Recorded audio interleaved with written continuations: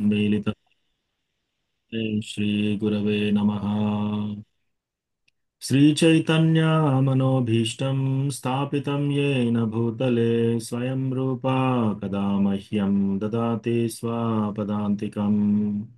वन्देऽहं श्रीगुरो श्रीयुतापदकमलं श्रीगुरून् वैष्णवांश्च श्रीरूपं साग्रजातां सहगना रघुनाथान्वितं तं सजीवं साद्वैतं सावधूतं परिजनसहितं कृष्णचैतन्यदेवं श्रीराधा कृष्णपादान् सहगना ललिता श्रीविशाखान्वितांश्च।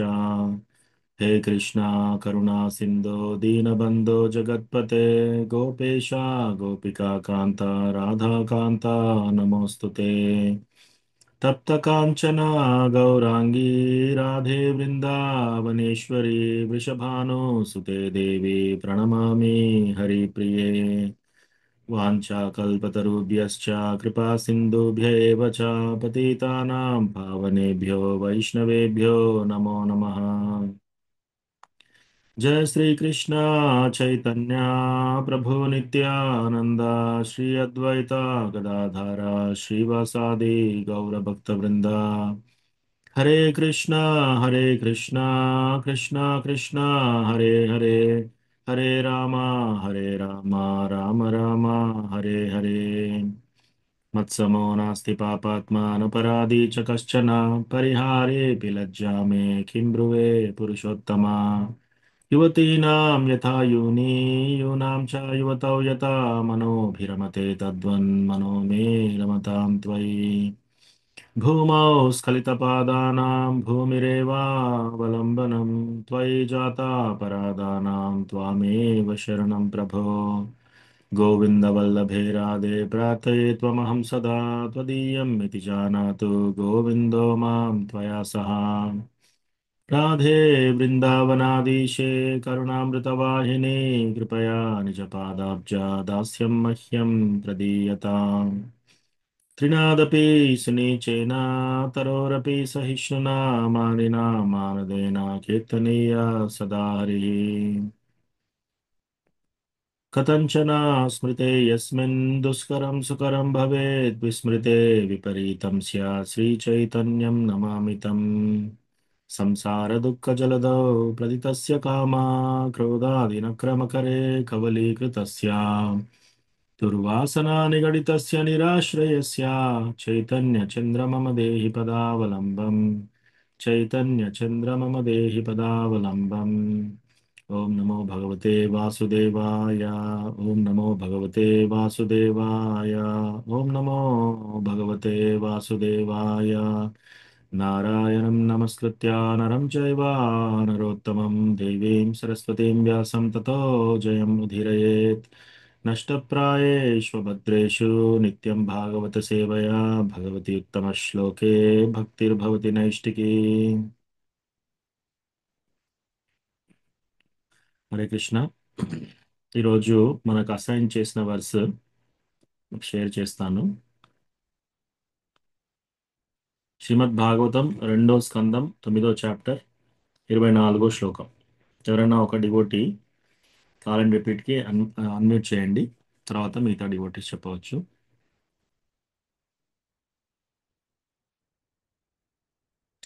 సృజామి తపసైవేదం గ్రసామి తపసా పునః सृजामि तपसैवेदं ग्रहासामि तपसा पुनः बिभर्मि तपसा विश्वं वीर्यं मे दुश्चरं तपः। बिभर्मि तपसा विश्वं वीर्यं मे दुश्चरं तपः सृजामि तपसैवेदं ग्रसामि तपसा पुनः सृजामि तपसैवेदं ग्रसामि तपसा पुनः बिभर्मि तपसा विश्वं वीर्यं मे दुश्चरं तपः। बिभर्मि तपसा विश्वं वीर्यं मे दुश्चरं तपः సృజామి తపసైవేదం గ్రసామి తపసా పునః సృజామి తపసైవేదం గ్రసామి తపసా పునః బిభర్మి తపసా విశ్వం వీర్యం మే దుశ్చరం తపః. బిభర్మి తపసా విశ్వం వీర్యం మే దుచ్చరం తపః. థ్యాంక్ యూ మాతాజీ. వేరే డివోటీస్ చెప్పవచ్చు ఇప్పుడు. హరే హరే కృష్ణ కృష్ణ ప్రభుజీ. ప్రణామాలు. హరే కృష్ణ. సృజామి తపసైవేదం గ్రసామి తపసా పునః వివర్మి తపసా విశ్వం వీర్యం మే దుచ్చరం తపః. హరే కృష్ణ ప్రభు. హరే కృష్ణ ప్రభు. సృజామి తపసైవేదం గ్రసామి తపసా పునః బిభర్మి తపసా విశ్వం వీర్యం మే దుచ్చరం తప. హరే కృష్ణ. థ్యాంక్ యూ ప్రభు. హరే కృష్ణ ప్రభుజీ. సృజామి తపసైవేదం గ్రసామి తపసా పునం విభర్మి విభర్మి తపసా విశ్వం వీర్యం మే దుచ్చరం తపః. हरे हरे कृष्ण कृष्ण प्रभु जी। हरे कृष्ण प्रभु जी, दंडवत प्रणाम।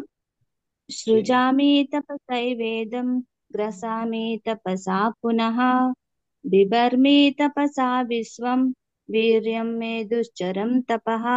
हरे कृष्ण प्रभु जी। थैंक यू प्रभु जी। हरे హరే कृष्ण కృష్ణ प्रभु जी। ప్రభుజీ. सृजामि సృజామి तपसैवेदं ग्रसामि तपसा पुनः विभर्मि तपसा विश्वं वीर्यं मे दुच्चरं तपः। हरे कृष्ण प्रभु जी, प्रणामालु।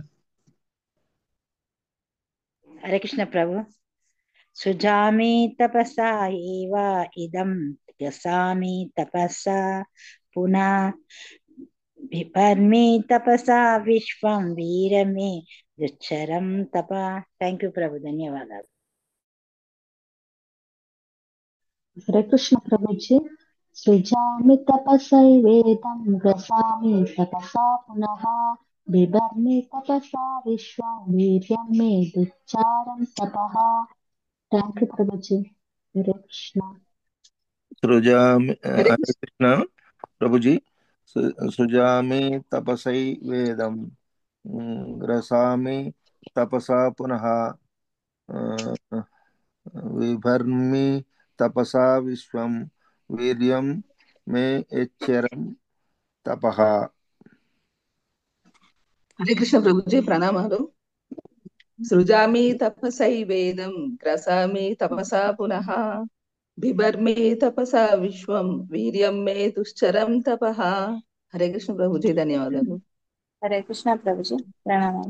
సృజామి తపసం వేదం దహామి తపసా పునః బిభర్మి తపసా విశ్వం వీర్యమే దుష్కరం తపః.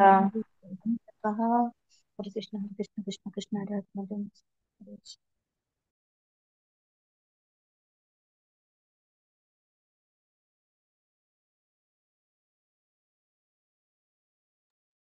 Thank you so much. So first of all అందరు భక్తులు కృష్ణ కథ వినడానికి వచ్చారు. మీరందరూ వైష్ణవులు. సో మీ అందరికీ నా యొక్క దండవత్ ప్రణామ్. అలాగే మనకు ఈ అవకాశం ఇచ్చిన హిస్ గ్రేస్ షడ్భుజ గౌరంగ ప్రభు, హిస్ గ్రేస్ హరే కృష్ణానంద ప్రభు, హిస్ గ్రేస్ ధామేశ్వర్ ధర్మేంద్ర ప్రభు, వాళ్ళందరికీ కూడా నా యొక్క కోటి కోటి దండవత్ ప్రణామ్స్. ఎందుకంటే శ్రీమద్ భాగవతం చదవడము, శ్రీమద్ భాగవతం వినడము అంతకంటే మించిన శ్రేయస్కరమైన పని ఇంకొకటి లేదనమాట ఈ విశ్వంలో. ఉమ్. సో శ్రీమద్ భాగవతం చదవడం అనేది చాలా చాలా అదృష్టం, చాలా అరుదు. మనందరం చాలా భాగ్యవంతులం ఆ విధంగా. ఉమ్. ప్రపంచంలో ఎంతో మంది ఎన్నో రకాలుగా ఎన్నో కార్యక్రమాలు చేయడానికి బయటికి వెళ్ళారు. ఇప్పుడు ఈ గంటన్నర సేపు మీరందరూ ఇక్కడ అసెంబ్ల్ అయిపోయి కృష్ణ భగవానుని కథ వినడానికి వచ్చారంటే అది చాలా అద్భుతం. ఆ, మీరందరూ చాలా గొప్ప వ్యక్తులు. ఉమ్. సో ఇక్కడ ఏం చెప్తున్నారు?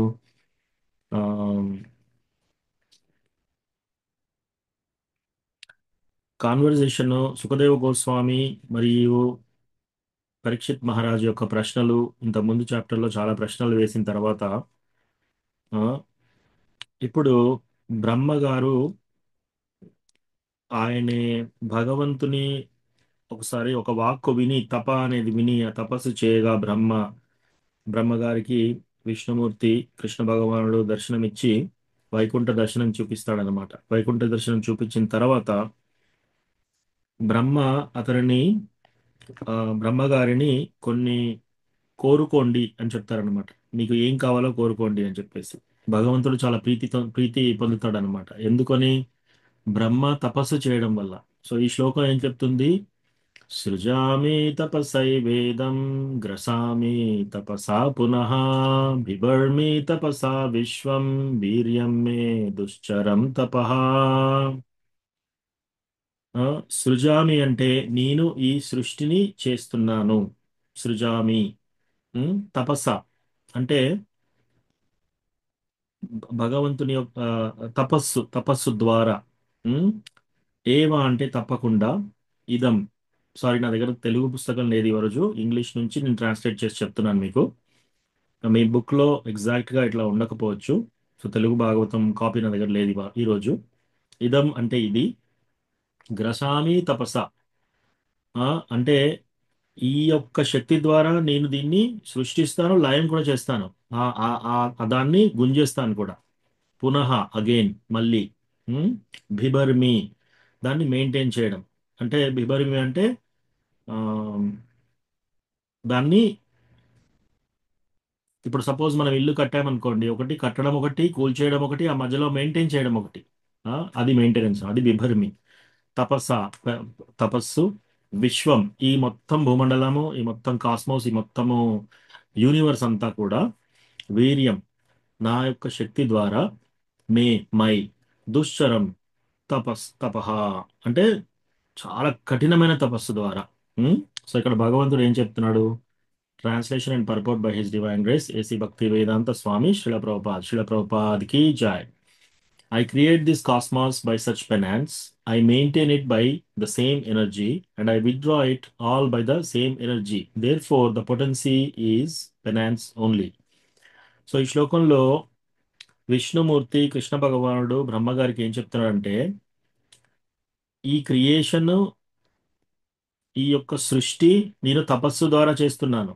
ఈ మొత్తం బ్రహ్మాండాలన్నింటినీ నేను సృష్టించిన తపస్సు ద్వారా, ప్లస్ నా యొక్క శక్తుల ద్వారానే దాన్ని మెయింటైన్ చేస్తున్నాను. ఆ తర్వాత నా యొక్క అవే శక్తుల ద్వారా దాన్ని లయం చేస్తున్నాను. అంటే ఒకటి సృష్టించడము, మెయింటైన్ చేయడం, మళ్ళీ దాన్ని కూల్ చేయడం, దాన్ని మళ్ళీ విత్డ్రా చేయడం, దాని వల్ల లయం చేయడం. అందుచేత ఈ అన్నిటికీ వచ్చిన శక్తి ఎక్కడి నుంచి వచ్చిందంట? కేవలం తపస్సు ద్వారానే వచ్చిందంట. పర్పోర్ట్ by his divine grace AC భక్తి వేదాంత స్వామి శిల ప్రభుపాద్ కి జాయ్. ఇక్కడ ఏం చెప్తున్నారంటే,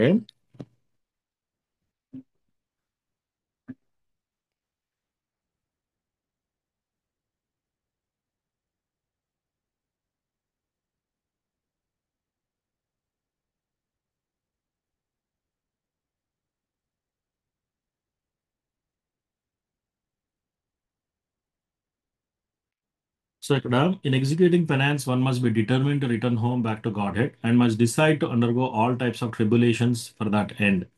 సో మనము ఈ యొక్క తపస్సు చేయడంలో మనం చాలా డిటర్మిన్డ్ గా ఉండాలన్నమాట.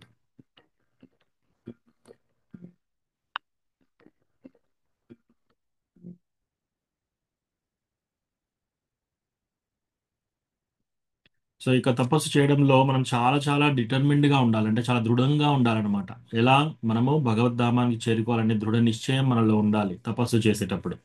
ఆ దానికి మనం ఎటువంటి కష్టాలు వచ్చినా సరే దాన్ని అధిగమిస్తూ వెళ్ళాలన్నమాట. ఈ తపస్సును మనం భంగం చేయకూడదు. Even for material prosperity and name and fame, one has to undergo severe types of penances. Otherwise, no one can become an important figure in the material world. ఈ ప్రాపంచిక లైఫ్లో కూడా ఒక ముఖ్య వ్యక్తి కావాలి అంటే ఎన్నో రకాలుగా కష్టపడాలి. ఆ పొద్దున్నే లేవాలి, చాలా బాగా చదవాలి, ఎగ్జామ్స్ రాయాలి, ఆ ఆ తర్వాత అన్నీ నేర్చుకోవాలి. కంపెనీ పెట్టాలన్నా సరే, ఉద్యోగం తెచ్చుకోవాలన్నా సరే చాలా చాలా కష్టపడాలి. ఇంటర్వ్యూస్ ప్రిపేర్ కావాలి, వెళ్ళాలి. ఓ ఇల్లు కట్టాలన్నా సరే ఎంతో శ్రమ. ఆ, ఎంత పెద్ద బంగ్లా ఉంటుందో అంత పెద్ద శ్రమ అన్నమాట. వేల మందిని పెట్టాలి, వాళ్ళు పనిచేసే సరిగా ఉందా చూడాలి, అవన్నీ అగ్రిమెంట్స్ అని తెచ్చుకోవాలి గవర్నమెంట్ చుట్టూ తిరిగి. తర్వాత ధనం వెచ్చేసి ఈ పని చేయించాలి. ఇవన్నీ చాలా చాలా కష్టం. చాలా ఎంతో ఈవెన్ ఈ భౌతిక శరీరం, ఈ భౌతిక ప్రపంచంలో కూడా మనం ఏదైనా చేయాలి అంటే, ఏదైనా పెద్ద పని చేయాలంటే ఎన్నో రకాలుగా మనం తపస్సులు ఆచరించాల్సిన అవసరం ఉంది. అలాగే మనము ఈ యొక్క భక్తియుత సేవలో పర్ఫెక్ట్ కావాలంటే కూడా మరి దానికి కావాలి తపస్సు. ఈజీగా రాదు.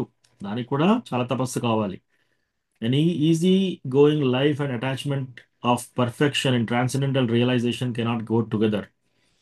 సో చాలా సాధారణంగా నేను సింపుల్గా ఈజీగా బతుకుతాను, ఏమీ తపస్సులు చేయకుండా నేను చాలా ఈజీగా గడిపేస్తాను, అలాగే నేను భగవద్ధామాన్ని కూడా చేరుకుంటాను, ఈ రెండు సరిగా వెళ్ళవంట. అంటే భగవద్ధామానికంటే మనం ఏం ప్రయత్నం చేస్తున్నాము? అతి ఉన్నతమైన చెట్టు, అన్నిటికంటే పెద్ద చెట్టు, అన్నిటికంటే పైన ఉన్న పండును మనం తీసుకోవాలని ప్రయత్నం చేస్తున్నాం. గోలోక బృందావన్. ఆ? గోలోక బృందావన్ చేరాలంటే మనం ఏం చేయాలి? ఆ?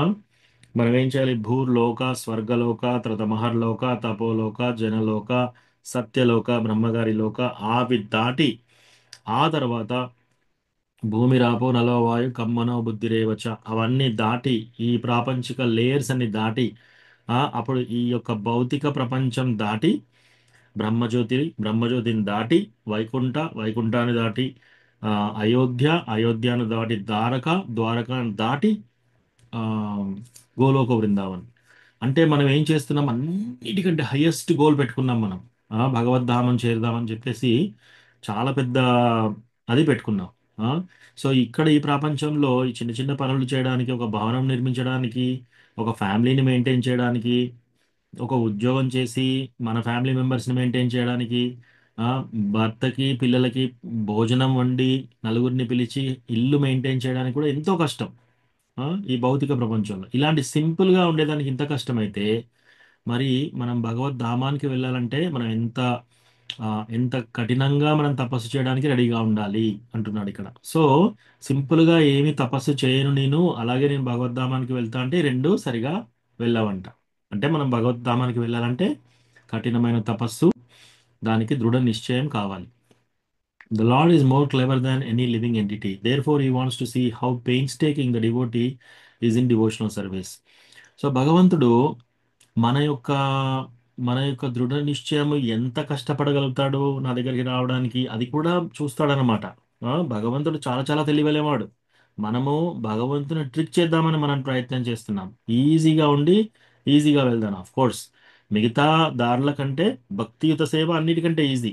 ఫర్ ఎగ్జాంపుల్ ఎవరైనా ధ్యానం చేసి మెడిటేషన్ ద్వారా నేను భగవంతుని పొందుదామంటే అట్లా కూడా పొందొచ్చు, కానీ చాలా డిఫికల్ట్. చాలా చాలా డిఫికల్ట్. అష్టాంగ యోగా చేసి భగవంతుని సంపాదించాలి అనేది ఊహాగానాలతో భగవంతుని దగ్గరికి వెళ్ళాలంటే చాలా కొన్ని సంవత్సరాలు, కొన్ని యుగాలు, కొన్ని జన్మలు అట్లా పడతాయి అన్నమాట. సో అట్లాంటిది ఆ, భగవంతుడు కూడా మనల్ని చాలా తెలివిగా మనల్ని టెస్ట్ చేస్తాడు. డివోటీని కూడా చూస్తాడు అనమాట, ఎంత సీరియస్గా ఉన్నాడు ఈ డివోటీ అని. The order is received from the lord either directly or through the bona fide spiritual master. And to execute that order however pains taking is the severe type of పెనాన్స్.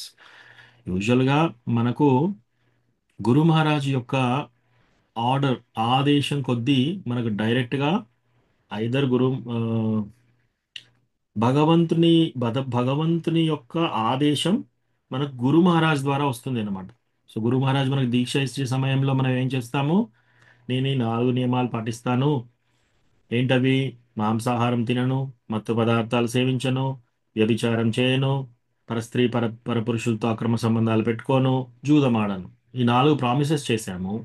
ఆ తర్వాత నేను ప్రతిరోజు అట్లీస్ట్ తక్కువ తక్కువ 16 రౌండ్లు చాంటింగ్ చేస్తాను. ఇది మనము ప్రామిస్ చేశాం.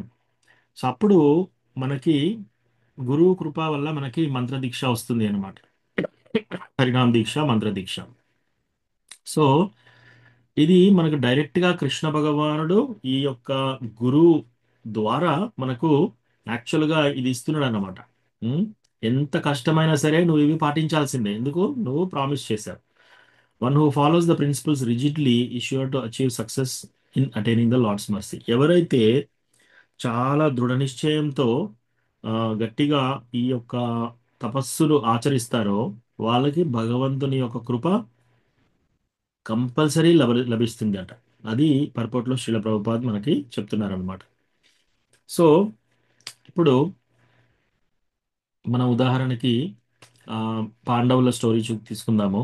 సో పాండవుల స్టోరీ తీసుకుంటే వాళ్ళు ధర్మం కోసము ఒకటి మీరు ఎప్పుడు గమనించినా కూడా పాండవులకు మొదటి నుంచి ఉన్న యొక్క లక్షణం ఏంటి? వాళ్ళు మొదటి నుంచి కూడా ధర్మానికి కట్టుబడి ఉన్నారు. ఉం? ఎప్పుడు కూడా ధర్మాన్ని త్యజించలేదు వాళ్ళు. ఆ? అదొక్కటి, కేవలం ఆ ఒక్క రీజన్ తోటే భగవంతుడు వాళ్ళ దగ్గర ఉన్నాడు అనమాట. సో మనం ధర్మంగా ఉండాలి, మంచిగా ఉండాలి, అన్ని కరెక్ట్గా ఉండాలి. కానీ ఎప్పుడైనా మనకు డబ్బు వచ్చే టైంలో పర్వాలేదు, ఏదో ఒక అబద్ధం చెప్పేద్దాము, ఏదో ఒక ఆ, టేబుల్ నుంచి కింద నుంచి తీసుకుందాము, పక్క నుంచి తీసుకుందాము, ధర్మాన్ని వదిలేద్దాం. ఉం? వేరే వాళ్ళకి ధర్మం బోధిద్దాం, కానీ మనకు సీరియస్గా ఏదన్నా చేసేటప్పుడు ధర్మాన్ని వదిలేద్దాం. అట్లా కాదు. సో పాండవులు మీరు చూస్తే వాళ్ళు పుట్టినప్పటి నుంచి యుద్ధం చేసేటప్పుడు, తర్వాత రిటైర్ అయిపోయి వాళ్ళ లైఫ్ అంతా మీరు చూస్తే, క్షుణ్ణంగా పరిశీలిస్తే అంతా ధర్మంగానే వాళ్ళు పాటించారు. ప్రతి ఒక్కటి ఎన్ని కష్టాలు వచ్చినా సరే, ఉం? ఎన్ని కష్టాలు వచ్చినా సరే వాళ్ళ ధర్మానికి కట్టుబడి ఉన్నారు. ఉం? ఆ, మీకు కొన్ని కథలు చెప్తాను. ఒకసారి ఆ, ఈ యొక్క వాళ్ళు ఉన్న గృహాన్ని, సో యాక్చువల్లీ రాజ్యం ఎవరిది? పాండవులది. సో పాండవుల రాజ్యము, పాండురాజు ఏం చేస్తాడంటే ఆయనే వనాలకు వెళ్ళి విహారయాత్రకు వెళ్ళినప్పుడు నా యొక్క ప్రతినిధిగా నువ్వు ఉండు అని చెప్పేసి వాళ్ళ యొక్క అన్నను కూర్చోబెట్టి వెళ్తాడన్నమాట. సో ఆ అన్నకి ఎందుకు రాజ్యం రాలేదు ధృతరాష్ట్రుడికి? ఆయన పుట్టడంతోనే గుడ్డివాడు. అదే కాకుండా ఆయనకు ఆ కెపాసిటీ కూడా లేదు, ఆ ధర్మం యొక్క కెపాసిటీ కూడా లేదు. సో విదురుడు ముందే చెప్తాడనమాట, ఈయన లక్షణాలను బట్టి, ఈయన గుడ్డితనం బట్టి అసలు ఈయనకు ఇచ్చే అవకాశం ఉండదు. అందుకని పాండురాజు రాజుని చేశారు. సో పాండురాజు ఎప్పుడైతే ఆయన ఈ యాత్రలు కొనసాగిస్తున్నాడు, ఎందుకంటే అందరినీ, రాజ్యాన్ని పెంచుతున్నాడు, యుద్ధాలు చేయడానికి వెళ్తున్నాడు, ఇవన్నీ చేసేటప్పుడు సరే నా ప్రతినిధిగా నువ్వు రాజ్యాన్ని చూసుకొని ఆ సింహాసనం మీద కూర్చోబెట్టి వెళ్తాడు. వెళ్ళొచ్చిన తర్వాత మళ్ళీ విహారయాత్రకని వెళ్తాడు. అప్పుడు వనయాత్రకు వెళ్ళినప్పుడు ఆయనకు శాపం వస్తుంది. తద్వారా ఇక మళ్ళీ ఆయన రాజ్యాన్ని ఉమ్, అట్లాగే ఆయన ఆయన పట్ల ఉంచేసి వెళ్ళిపోతాడు అనమాట. వెళ్ళిపోయి అక్కడ తపస్సు చేస్తూ చేస్తూ ఆయన మరణిస్తాడు. సో మరణించినాక కదా ఏం చేయాలి? ధృతరాష్ట్రుడు ఏం చేయాలి? పాండవులకు ఫస్ట్ పుట్టిన కొడుకు యుధిష్ఠిరుడు, అందరికంటే పెద్దవాడు. ఆ, అతను అతనికి ఉత్తరాధికారి కాబట్టి ఈ రాజ్యం నేను ప్రతినిధిత్వం చేస్తున్నాను. యుధిష్ఠిరుడు వచ్చాడు, ఇప్పుడు వాళ్ళకి ఈ రాజ్యాన్ని ఆయన కట్టబెట్టాలి, ఇవి చేసేయాల్సి. అలా కాకుండా ఎప్పుడైతే గాంధారి వింటుందో కుంతి మహారాణి ఆల్రెడీ ఒక కొడుకు జన్మ ఇచ్చింది అని చెప్పేసి, అమ్మ నాకంటే ముందే ఒక కొడుకుని కన్నదా అని చెప్పేసి, ఆమె గర్భంతో ఉన్నా కూడా ఆమె చాలా గట్టిగా కొట్టుకుంటుంది ఆమె కడపంతా. కొట్టుకున్నప్పుడు ఆమెకి మిస్క్యారేజ్ అవుతుంది. మిస్క్యారేజ్ అయిపోయి 100 భాగాలుగా, ఆ శిశువు 100 భాగాలుగా అయిపోతే ఆ 100 భాగాల్ని మళ్ళీ కుండల్లో పెట్టి ఆచార్యులు మళ్ళీ వాళ్ళని బ్రతికిస్తారనమాట. అట్లా 100 మంది కౌరవులు పుడతారు. సో గాంధారి తల్లి కూడా అట్లా కొంచెం ఈర్ష్యగా, అంటే నాకు ఎందుకు పుట్టలేదు ఒక కొడుకు, ముందు నాకెందుకు పుట్టలేదు, నా యొక్క చెల్లె అయిన ఆమెకి, ఆ, కుంతికి పుట్టింది ఆ, కొడుకుని కన్నది, కానీ నాకెందుకు కాలేదని చెప్పేసి ఆ ఈర్ష్యతో అలా చేసిందనమాట.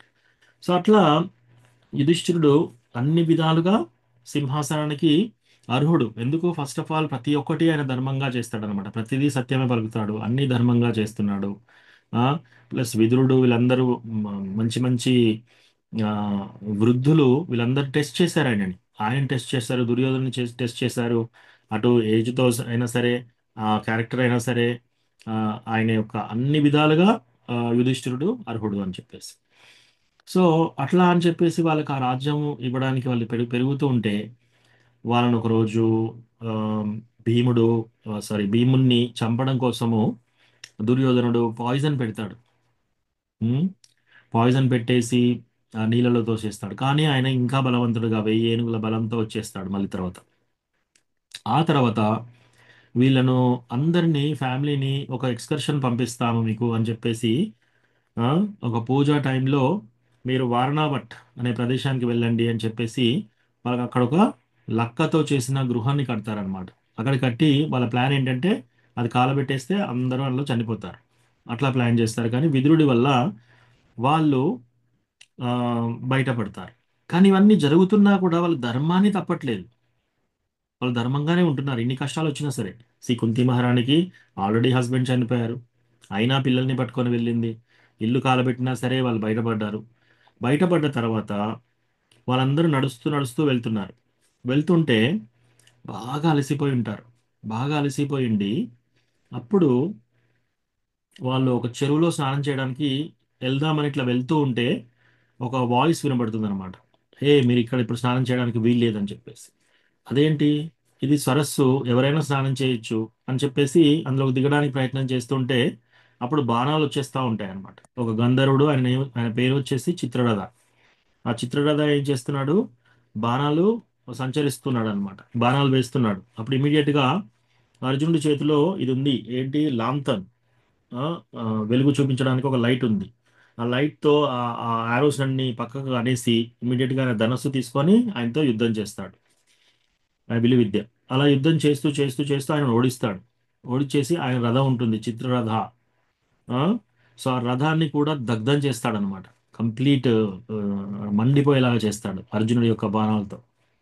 అలా చేసేవరకు ఆయన చిత్రరథ అన్నవాడు ఇప్పుడు దగ్ధరథ అయిపోయాడు.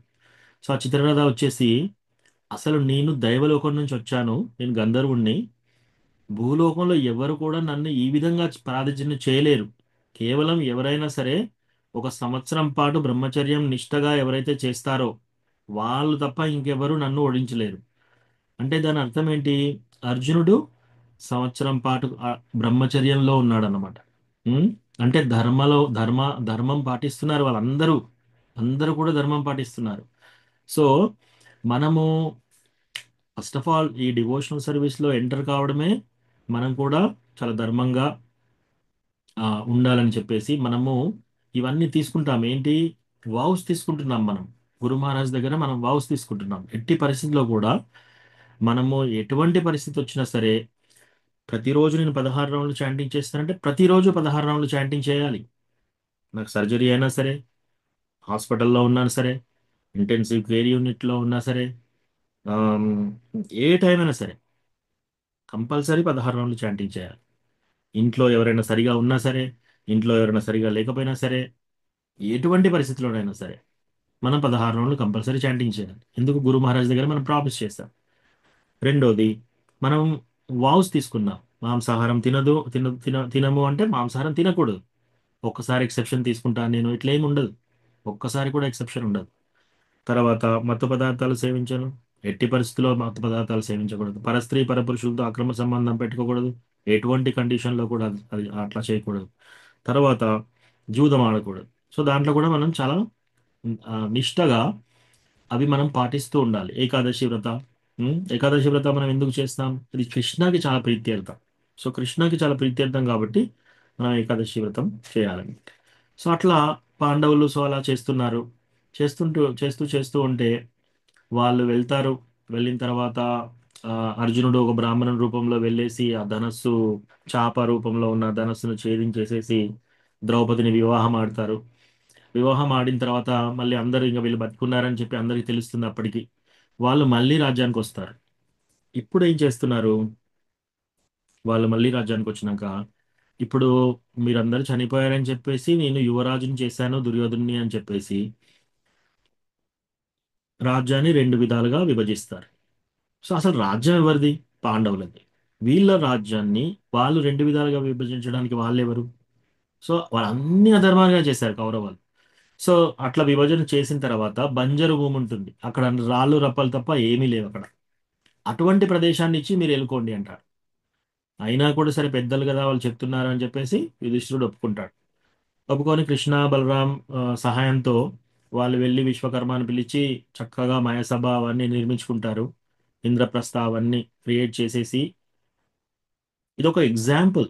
ఎప్పుడైనా సరే శిల ప్రభుపాద్ మన పర్పోర్ట్స్ లో ఏం రాస్తున్నాడంటే, ఎవరైతే ధర్మయుక్తంగా ఉంటారో ధర్మయుక్తంగా ఉన్నప్పుడు సపోజ్ రాజు ధర్మయుక్తంగా పాలిస్తే ఆ రాజ్యంలో వర్షాలు సరిగా పడతాయి, పంటలు సరిగా పండుతాయి, దొంగతనం చేయవలసిన అవసరం ఉండదు. ఎందుకంటే అందరికీ ఆహారం లభిస్తుంది, అందరూ సంతోషంగా ఉంటారు, అందరూ సురక్షితంగా ఉంటారు. ఇవన్నీ ఏంటి? రాజు ధర్మంగా పాలించడం చేత. అయితే ఒకసారి ఆ, మామూలుగా ఇప్పుడు సపోజ్ ఇప్పుడు ఎవరింట్లో దొంగలు పడుతున్నారన్నా సరే, ఆ, బాగా ప్రళయాలు వస్తున్నా సరే, భూకంపాలు ఇవన్నీ ఎందుకు వస్తున్నాయంటే రాజు సరిగా లేడు కాబట్టి. రాజు సరైన ధర్మంలో రాజ్యాన్ని చేయట్లేడు కాబట్టి ఇవన్నీ దుర్ఘటనలు జరుగుతున్నాయి. చాలా మందికి జాబ్స్ లేవు, జాబ్స్ ఉన్న వాళ్ళకి జాబ్స్ పోతున్నాయి, బిజినెస్ సరిగా నడవట్లేదు, దొంగల భయం ఉంది, బందిపోట్ల భయం ఉంది, ఇవన్నీ భయం. ఎందుకుంటున్నాయి? రాజు అనేవాడు ఏం చేస్తున్నాడు? పర్మిషన్ ఇస్తున్నాడు గవర్నమెంట్కి. ఏమని పర్మిషన్ ఇస్తున్నాడు? మీరు మాంసాహారం అమ్ముకోవచ్చు, మత్తు పదార్థాలు అమ్ముకోవచ్చు, ఆ షాపులు పెట్టొచ్చు, తర్వాత జూదం ఆడుకోవచ్చు, ఆ తర్వాత వ్యభిచార కేంద్రాలు, ఇవన్నీ అప్రూవ్ చేస్తున్నారు అనమాట. కలి మహారాజ్ టైంలో ఇవేవి లేవు. సారీ, కలి మహారాజ్, పరీక్షిత్ మహారాజ్ టైంలో. సో కలిపురుషుడు వచ్చేసి నేను ఎక్కడ ఉండాలి అంటే, నువ్వు రాజ్యంలో ఎక్కడైనా సరే ఈ 5 ఉన్న చోట నువ్వు ఉండొచ్చు అంటాడు. ఈ 4 ఉన్న చోట నువ్వు ఉండొచ్చు. ఏంటవి?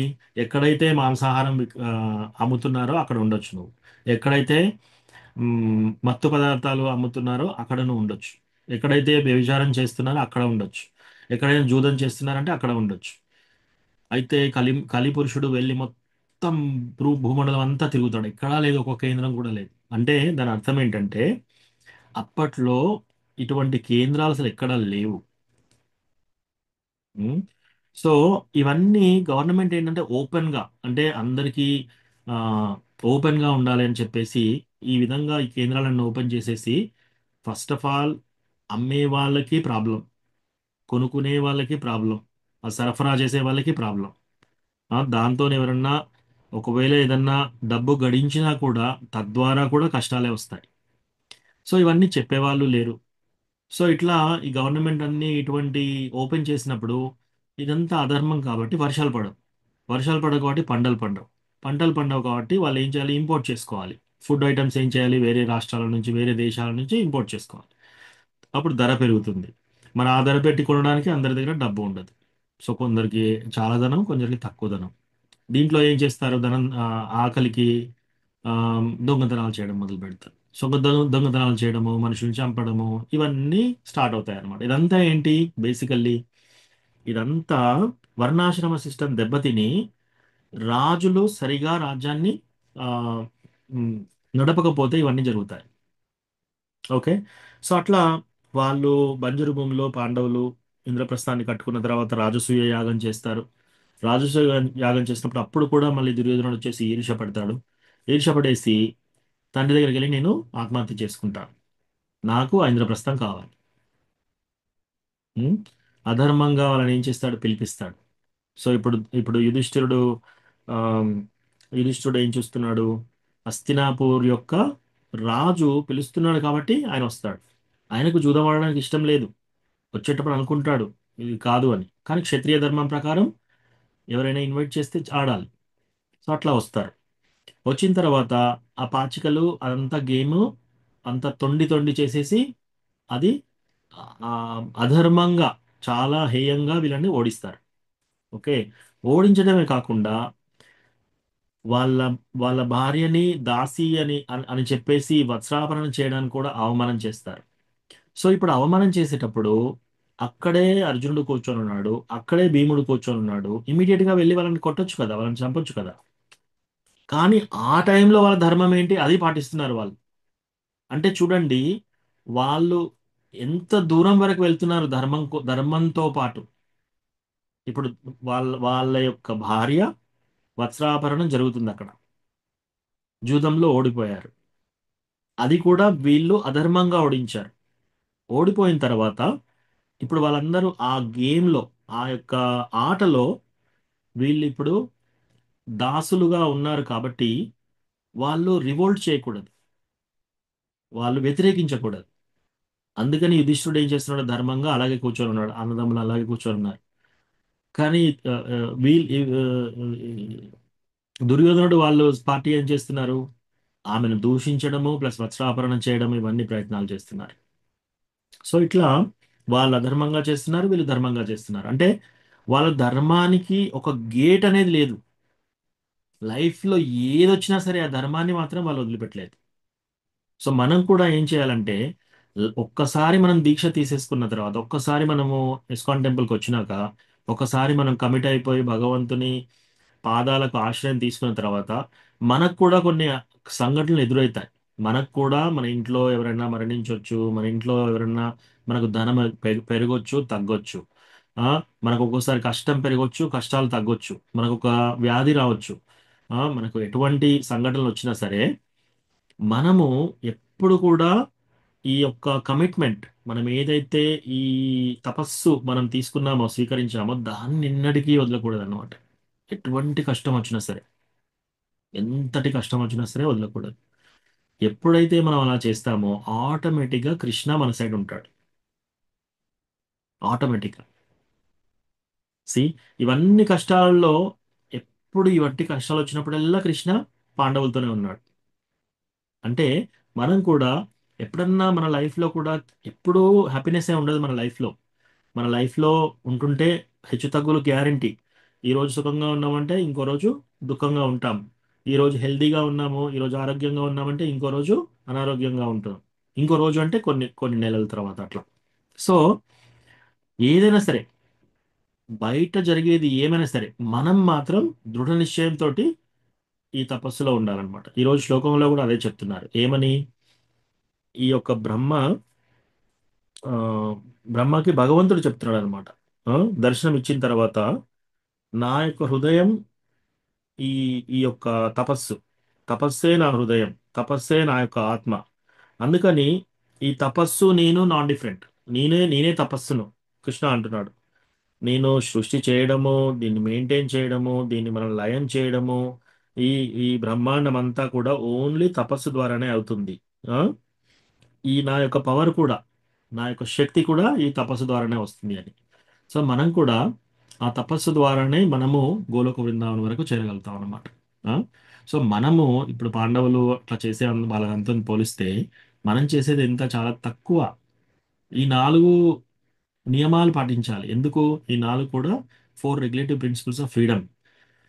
ఇవి మనకి మ్, మోక్ష ద్వారానికి ఆ, ఈ 4 చాలా, ఈ 4 ఎవరైనా చేస్తున్నారంటే ఇంకా దాంట్లో మనకి ఫ్రీడమ్ ఉండదన్నమాట. మనకి ఫ్రీడమ్ అంటే ఏమంటారు? స్వేచ్ఛ. మనకు స్వేచ్ఛ అనేది దొరకదు. ఎవరైనా ఈ 4 వాటిల్లో ఎంగేజ్ అవుతున్నారంటే వాళ్ళకి స్వేచ్ఛ అనేది ఉండదు. ఆ? సో అందుకని శిలా ప్రభుపాద ఏం చేశాడు? ఈ 4 పాటించండి, మీరు 16 రౌండ్లు చాంటింగ్ చేయండి, మీరు గ్యారంటీ గోలోక బృందావనకు వెళ్ళడానికి గ్యారంటీ. చాలా సింపుల్ పద్ధతి ఇది. మీరు ఎక్కడో అందరినీ వదిలేసి, ఫ్యామిలీని వదిలేసి హిమాలయాస్కి వెళ్ళి వేడిలో చలిలో తపస్సు చేయాలి, మెడిటేషన్ చేయాలి, ఏమి తినకుండా ఉండాలి, అటువంటి రూల్స్ అన్నీ ఏమీ లేవు. Just simple rules. Hare Krishna మహామంత్రం, దానికి ఖర్చు ఉండదు, దానికి ఏమి శక్తి అవసరం లేదు.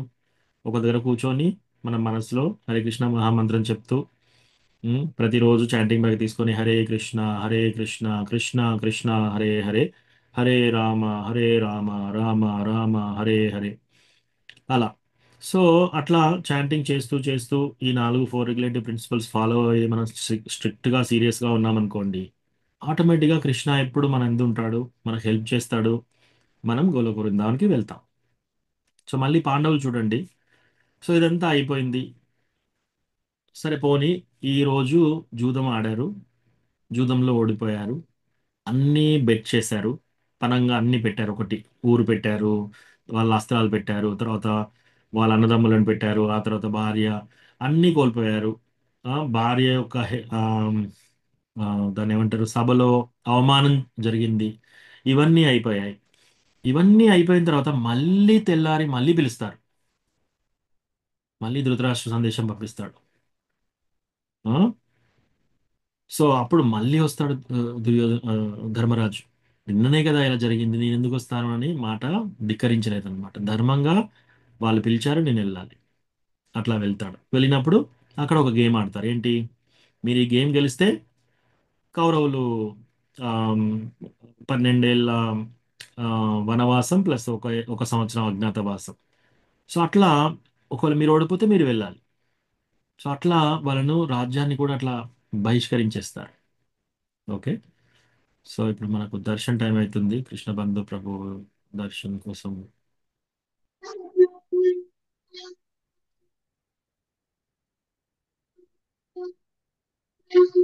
శిల ప్రభుపాదికి జయ.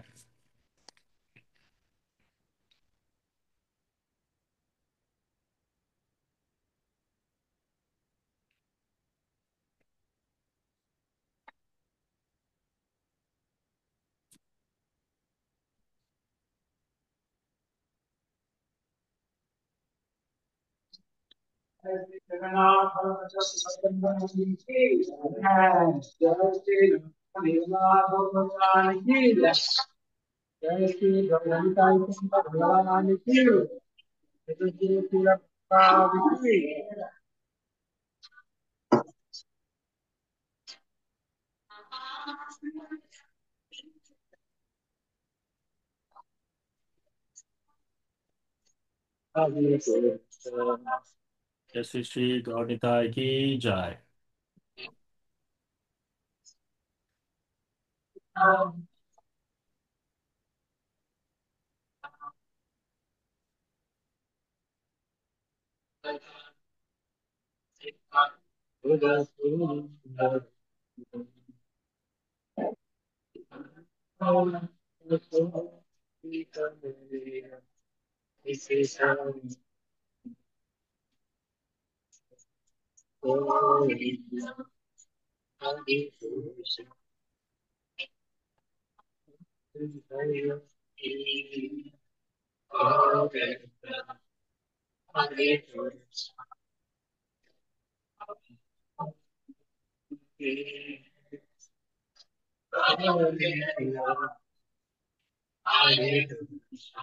जय जगन्नाथ बलदेव सुभद्रा माई की जय, तुलसी महारानी की जय,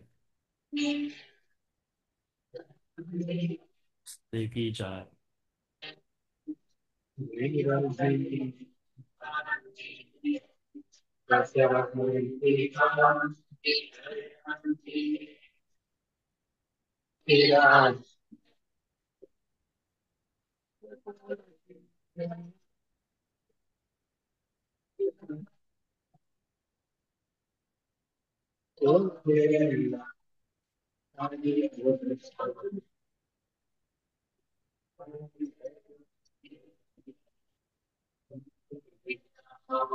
श्री राधा माधव की जय.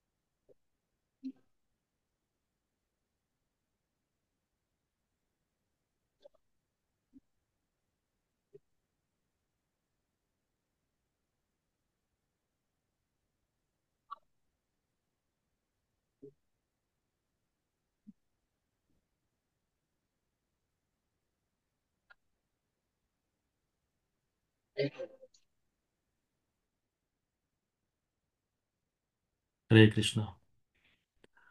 సో అట్లా పాండవులు మీరు చూస్తే మళ్ళీ ఒక రోజు ఆడి ఓడిపోయి ఇంత అవమానం జరిగినా కూడా తెల్లారి రమ్మన్నా మళ్ళీ వస్తారు. మళ్ళీ రాజ్యాన్ని ఓడిపోయి జూదంలో, కపట జూదంలో వాళ్ళు ఆమ్, 12 సంవత్సరాలు వనవాసానికి వెళ్ళి ఒక సంవత్సరం అజ్ఞాతవాసం చేసి మళ్ళీ ఆ తర్వాత వచ్చినా కూడా మళ్ళీ మా ఇంద్రప్రస్థం మాకు ఇవ్వండి అంటే మీకు మేము ఏ భూమి ఇవ్వం, సూదికి వచ్చినంత భూమి కూడా మేము ఇవ్వమని 5 ఊర్లు కూడా అడుగుతారు. సో అప్పుడు అయినా కూడా వాళ్ళు లేకపోతే అప్పుడు యుద్ధం జరుగుతుంది. ఆ యుద్ధం కూడా యుద్ధం చేసేటప్పుడు కూడా చాలా చాలా చాలా ధర్మంగా యుద్ధం చేస్తారనమాట.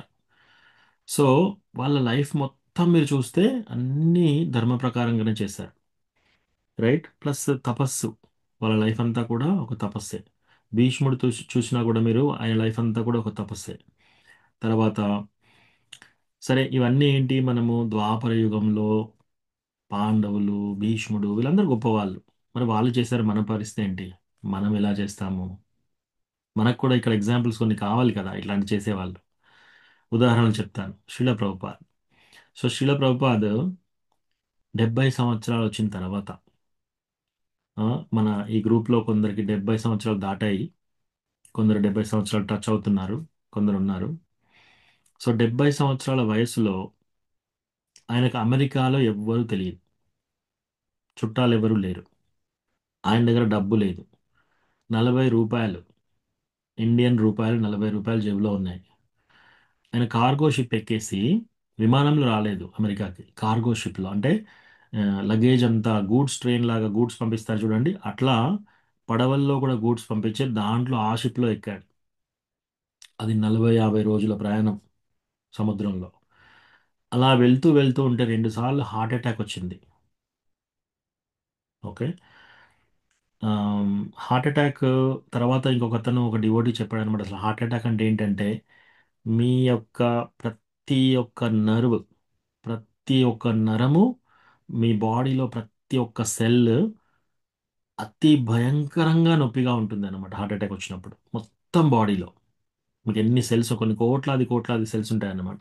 అన్ని సెల్స్ కూడా అంత నొప్పిగా ఉంటాయి. సో మళ్ళీ ఇక్కడ మంచు పడుతుంది, చలి ప్రదేశం, ఈస్ట్ కోస్ట్ అంతా. సో శిల ప్రభుపాద వచ్చినప్పుడు ఆయన దగ్గర వింటర్ దుస్తులు కానీ లేవు. ఎవరన్నా ఒకరి ఇంట్లోకి వెళ్దామా అంటే ఎవరు తెలియదు. ఆయన వచ్చేసి చెట్ల మీద, రోడ్ల మీద అటు ఇటు నడుస్తూ హరే కృష్ణ మహామంత్రం జపం చేస్తూ చేస్తూ ఉంటే కొందరు వచ్చేసి ఆయనతో పాటు ఆ, భజన చేసి చేసి అట్లా ప్ర- చాలా దారుణంగా ఉన్న వాళ్ళనందరినీ కూడా భక్తులుగా మార్చాడు ఆయన. 70 సంవత్సరాల తర్వాత స్టార్ట్ చేసిన ఈ పని ఒక 10 సంవత్సరాలలో ఆయన మొత్తము 108 సెంటర్స్ ఓపెన్ చేశాడు, ఇస్కాన్ సెంటర్స్. ఇప్పుడు వరల్డ్ వైడ్ ఫామ్ అయిపోయింది. ఉమ్.